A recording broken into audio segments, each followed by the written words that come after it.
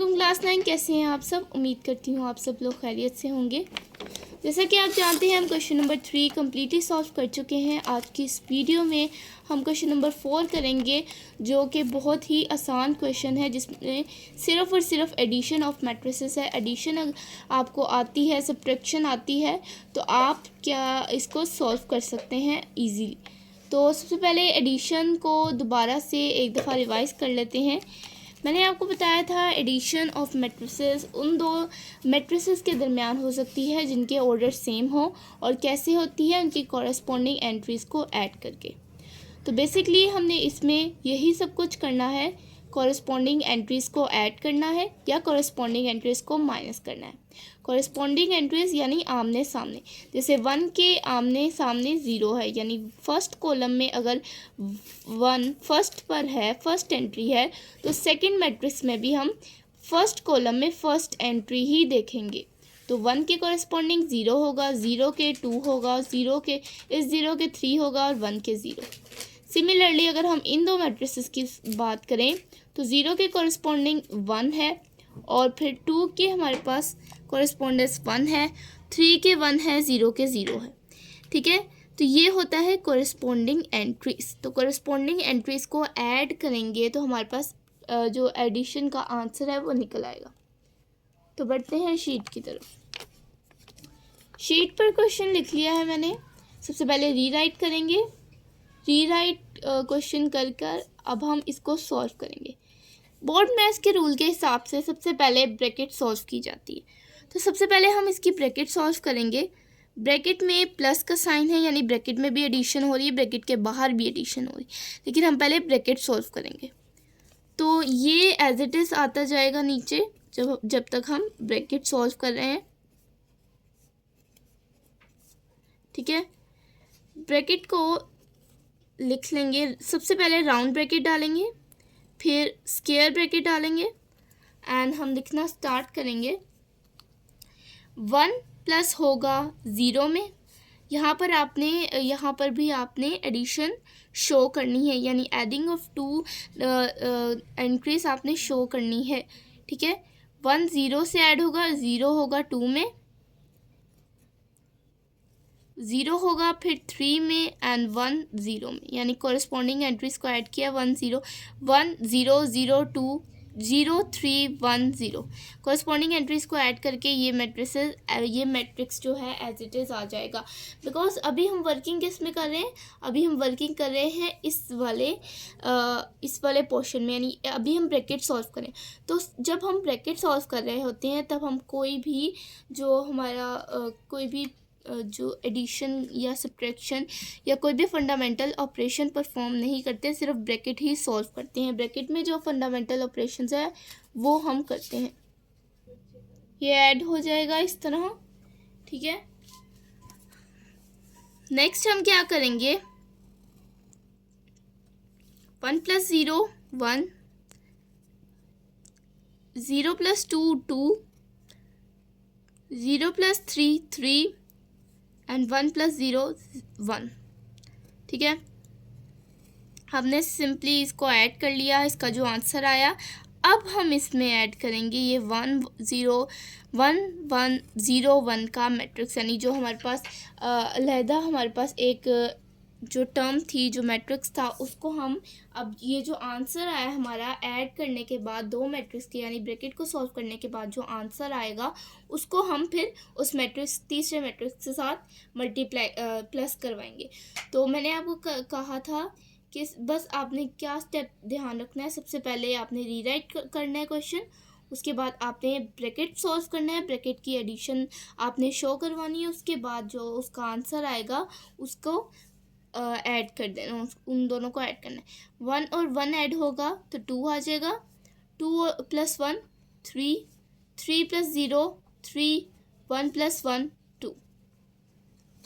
बहुत easy chapter है ये, बहुत इजी। इसमें आपके पास ऑपरेशंस आते हैं, एडिशन मल्टीप्लिकेशन की कुछ कंडीशंस होती है हमारे पास।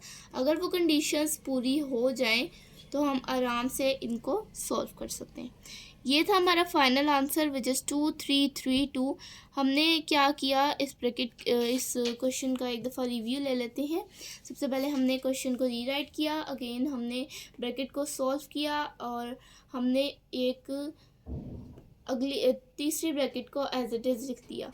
फिर हमने इस ब्रैकेट को सॉल्व किया। जब इस ब्रैकेट को जब इसका आंसर आया तो हमने तीसरी ब्रैकेट के साथ इसको ऐड करवा लिया। जब हम इन दोनों ब्रैकेट्स को ऐड करवा लिया तो हमारे पास फाइनल आंसर आ गया विच इज़ 2 3 3 2। ये हमारे पास था क्वेश्चन नंबर 4 का पार्ट 1 का आंसर। अब हम क्वेश्चन नंबर 4 के पार्ट 2 को देख लेते हैं। पार्ट 2 है हमारे पास 1001। अब यहाँ पर हमारे पास क्या है, 1001। ये हमारे पास कौन सा मैट्रिक्स है, ये आइडेंटिटी मैट्रिक्स है। प्लस अब यहाँ पर ब्रैकेट आई है और इन बिटवीन क्या है, माइनस साइन है। ठीक है, एक दफ़ा आप बुक में कंफर्म कर लेते हैं, माइनस साइन ही सब्ट्रैक्शन का साइन है सेंटर में। ठीक है, यानी अब हमने इन दोनों मैट्रिक्सेस की सब्ट्रैक्शन करनी है। तो सब्ट्रैक्शन, एडिशन और सब्ट्रैक्शन सेम होती हैं, यानी सब्ट्रैक्शन भी कॉरस्पॉन्डिंग एंट्रीज के साथ होती हैं। 0 होगा 1 के साथ, -2 होगा 1 के साथ, 3 होगा 1 के साथ, 0 होगा 0 के साथ। ब्रैकेट की सब्ट्रैक्शन को शो करवाएंगे। सबसे पहले हम इसका जो है आंसर लिख लेते हैं। ठीक है, इसका आंसर सबसे पहले हम एज इट इज़, ये जो है ये एज इट इज़ आ जाएगा। उसके बाद ब्रैकेट सॉल्व करेंगे तो ब्रैकेट 0 - 2 1 हो जाएगा। कॉरस्पॉन्डिंग एंट्री 0 की क्या है 1, 2 की क्या है 1, तो 2 माइनस हो जाएगा 1 में से, 3 हो जाएगा 1 में से, 0 हो जाएगा 0 में से। कुछ भी नहीं किया हमने, सिर्फ कॉरस्पॉन्डिंग एंट्रीज को माइनस किया है। जैसे हम ऐड करते आ रहे हैं, एडिशन का क्वेश्चंस करते आ रहे हैं, तो वैसे ही हमने सब्ट्रैक्शन करना है, क्योंकि एडिशन भी कॉरस्पॉन्डिंग एंट्रीज के दरमियान में होती है। एडिशन के लिए भी ये कंडीशन है कि उनका ऑर्डर सेम हो। ठीक है, इसी तरह सब्ट्रैक्शन के लिए भी सेम ही कंडीशंस हैं, सेम ही प्रोसेस है। क्या प्रोसेस है कि हम उसकी कॉरस्पॉन्डिंग एंट्रीज को माइनस करते हैं और ऑर्डर हम माइनस करते हुए जो मैट्रिक्स का ऑर्डर होता है वही सेम ऑर्डर हमारे पास सब्ट्रैक्शन करने के बाद या एडिशन करने के बाद जो उसका आंसर आता है वही सेम ऑर्डर उस आंसर में भी होता है। तो 1001, अब जो हमारे पास इसको जब हम सॉल्व कर लेंगे, जो हमारे पास आंसर आएगा उसको 1001 यानी आइडेंटिटी मैट्रिक्स के साथ ऐड करवा लेंगे। ठीक है, तो इसको भी सेम ऐसे ही करते हैं जैसे हमने पहले पार्ट्स किए। 1001 as it is enclose by brackets. उसके बाद हमारे पास 0 - 1 करें तो -1 आता है, 2 - 1 करें 2 आएगा, 3 - 1 करें 2, 0 को 0 में से माइनस करें तो 0, 0 के साथ कोई साइन नहीं लगता। ठीक है, अब हमारे पास 1001 प्लस हमारे पास हो गया -122, तो 1 को -1 करेंगे, 0 को फिर 2 में ऐड कर लेंगे, फिर 0 को ऐड कर लेंगे 2 में और 1 को ऐड कर लेंगे 0 में। ठीक है, फिर हमारे पास इसका आंसर आ जाएगा। 1 - 1 करें तो हमारे पास आंसर आता है 0, 0 + 2 करें हमारे पास आंसर आता है 2, 0 + 2 करें अगेन 2, 1 + 0 करें तो 1, 0 2 2 1 हमारे पास क्या आ गया, इसका आंसर आ गया आफ्टर सॉल्विंग द ब्रैकेट। सबसे पहले हमने ब्रैकेट सॉल्व की, इसका आंसर आया -1 2 2 0। उसके बाद उसको हमने आइडेंटिटी मैट्रिक्स के साथ प्लस करवाया, ऐड करवाया, कॉरस्पॉन्डिंग साइड्स ऐड हुई।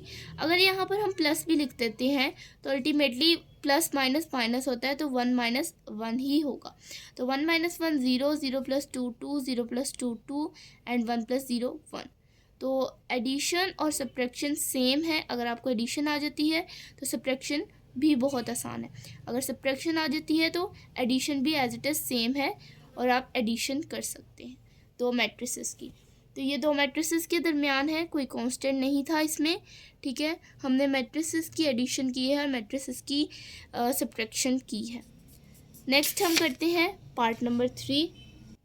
पार्ट 3 है हमारे पास 2 3 1 प्लस 1 0 2 2 2 2, यानी मतलब यहाँ पर भी सेम एज इट इज़ हमारे पास जैसे पार्ट 2 था वैसे ही पार्ट 3 है, बट इसमें क्या है, इसमें रो मैट्रिक्स है और उसमें हमारे पास था स्क्वायर मैट्रिक्स, उसमें हमारे पास था स्क्वायर मैट्रिक्स, बट इसमें हमारे पास क्या है, रो मैट्रिक्स। तो रो मैट्रिक्स को भी same as it is solve करते हैं।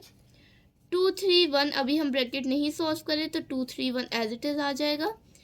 ब्रैकेट को सॉल्व करेंगे तो 1 ऐड होगा 2 में, तो सॉरी माइनस कर रहे हैं तो माइनस होगा 2 में, 0 फिर माइनस होगा 2 में और 2 फिर माइनस होगा 2 में। क्यों? क्योंकि 1 की कॉरस्पॉन्डिंग एंट्री थी 2, इस 0 की थी ये 2, इस 2 की थी ये 2। तो हमने सिंपली इनको क्या कर ली है, इन बिटवीन माइनस साइन लगाकर इनकी जो कॉरस्पॉन्डिंग एंट्रीज थी उसको लिख दिया है। 1 की कॉरस्पॉन्डिंग एंट्री 2 थी और इन बिटवीन माइनस लगा दिया है। 0 की भी 2 थी, इन बिटवीन माइनस, 2 की 2 थी, इन बिटवीन माइनस। ये माइनस, ये ब्रैकेट्स के दरमियान जो माइनस है वही माइनस है। तो ब्रैकेट को सॉल्व किया है हमने पहले, 2 3 1 एज इट इज़ आ जाएगा क्योंकि अभी हम इस पर कोई ऑपरेशन परफॉर्म नहीं हो रहा। 1 माइनस 2 करेंगे तो हमारे पास आ जाएगा -1, 0 माइनस 2 करेंगे हमारे पास आ जाएगा -2, 2 माइनस 2 करेंगे हमारे पास आ जाएगा 0, 0 पे कोई साइन नहीं लगेगा। अब हमारे पास जो ब्रैकेट सॉल्व करके जो आंसर आया है दैट इज़ -1 -2 एंड 0। अब हम इसको 2 3 1 -1 -2 0 इन बिटवीन प्लस साइन लगाकर इसको सॉल्व करेंगे। 2 ऐड हो जाएगा -1 में, 3 ऐड हो जाएगा -2 में एंड 1 ऐड हो जाएगा 0 में। ठीक है, 2 प्लस माइनस माइनस होता है तो -1, 3 प्लस माइनस माइनस होता है तो -2, 1 प्लस 0 1। ठीक है, 2 माइनस 1 करें तो हमारे पास आ जाता है 1, 3 माइनस 2 करें हमारे पास आ जाता है 1 एंड 1 करें तो 1, यानी हमारे पास क्या आ गया 1 1 1। ठीक है, अब ये हमारे पास क्या है, इसका आंसर आप देख सकते हैं जैसा कि एक रो मैट्रिक्स में था एक क्वेश्चन, तो उसका आंसर भी रो मैट्रिक्स में आया है। कोई ऑर्डर चेंज नहीं हुआ। अगर ऑर्डर चेंज हो जाता है तो क्वेश्चन गलत हो जाता है, आंसर आपका गलत हो जाता है और आपको मार्क्स नहीं मिलते। ये थी आज की वीडियो जिसमें हमने किया पार्ट 1, पार्ट 2 और पार्ट 3 ब्रैकेट्स के साथ बोर्ड मैथ्स रूल के हिसाब से, और साथ ही हमने ये देखा कि रो मैट्रिक्स में जो जैसा टाइप गिवन है क्वेश्चन की उसी टाइप में हमारे पास आंसर आता है क्वेश्चन का।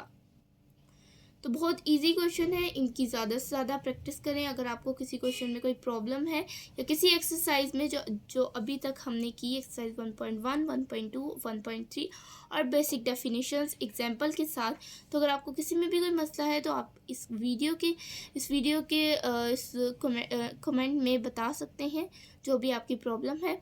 और अगर आपने मेरी पिछली वीडियो नहीं देखी तो इस वीडियो के डिस्क्रिप्शन में मैंने इसका लिंक दिया है, आप जाके देख सकते हैं।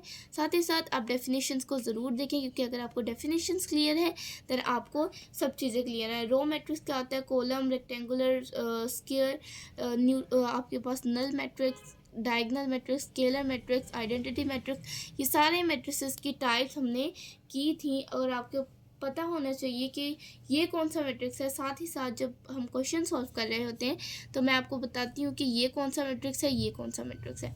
जो हमने जो पार्ट 1 किया इसमें हमारे पास कौन सा मैट्रिक्स था, स्क्वायर मैट्रिक्स था। ठीक है, और उसका आंसर भी किस में आया, स्क्वायर मैट्रिक्स में आया। ठीक है, ये तो हमने एडिशन शो करवाई है ना एक रेक्टेंगुलर मैट्रिक्स के हिसाब से, लेकिन अगर देखा जाए तो इनका ऑर्डर भी सेम है, तो ये भी स्क्वायर मैट्रिक्स है, तो ये भी स्क्वायर मैट्रिक्स था, ये दोनों भी स्क्वायर थे, ये भी स्क्वायर था, तो आंसर भी स्क्वायर मैट्रिक्स में आया। नेक्स्ट भी हमारे पास जो स्क्वायर था उसका भी स्क्वायर मैट्रिक्स में आंसर आया। और जो अभी हमने क्वेश्चन किया वो एक रो मैट्रिक्स में था, उसका आंसर रो मैट्रिक्स में आया है। नेक्स्ट वीडियो में हम करेंगे पार्ट 4, पार्ट 5 और पार्ट 6 जो कि इसी पे बेस करते हैं। सेम यही क्वेश्चन जो अभी हमने किया वो भी ऐसे ही क्वेश्चन है, लेकिन उसमें क्या है, यहाँ पर हमारे पास क्या है, रेक्टेंगुलर मैट्रिक्स है। ठीक है, यहाँ पर भी सॉरी यहाँ पर स्केयर मैट्रिक्स है लेकिन लार्ज फॉर्म में, यानी 3 एंट्रीज हैं हमारे पास, और यहाँ पर भी 3 एंट्रीज हैं। यहाँ पर भी स्केयर मैट्रिक्स है, यानी अभी तक हमने स्केयर मैट्रिक्स किया, अभी हमने कोई ऐसा नहीं किया जो रेक्टेंगुलर मैट्रिक्स हो। हमने अभी तक स्केयर मैट्रिक्स ही किए हैं अभी तक, ठीक है, क्वेश्चन नंबर 4 में, क्वेश्चन नंबर 3 में। लेकिन क्वेश्चन नंबर 2 में जब हम एडिटिव इन्वर्स ले रहे थे तब हमने एक पार्ट किया था जिसमें रेक्टेंगुलर मैट्रिक्स था, यानी जो मैट्रिक्स होता है रेक्टेंगुलर मैट्रिक्स, वो भी आपस में ऐड हो सकते हैं अगर उन दोनों के ऑर्डर सेम हो। बस कंडीशन क्या है कि ऑर्डर सेम होना चाहिए। तो पार्ट 4, पार्ट 5 और पार्ट 6 नेक्स्ट वीडियो में करेंगे। मिलते हैं नेक्स्ट वीडियो में। अगर आपको ये वीडियो अच्छी लगी हो तो इस वीडियो को लाइक करें, अपने फ्रेंड्स के साथ शेयर करें जिनको ये क्वेश्चन में प्रॉब्लम है, और ज़्यादा से ज़्यादा प्रैक्टिस करें इन क्वेश्चंस की। अगर आपको कोई इशू है तो आप कमेंट बॉक्स में बता सकते हैं। अगर आप मेरे चैनल पर न्यू है तो मेरे चैनल को सब्सक्राइब करें, बेल आइकन को प्रेस करते हैं। अल्लाह हाफिज़।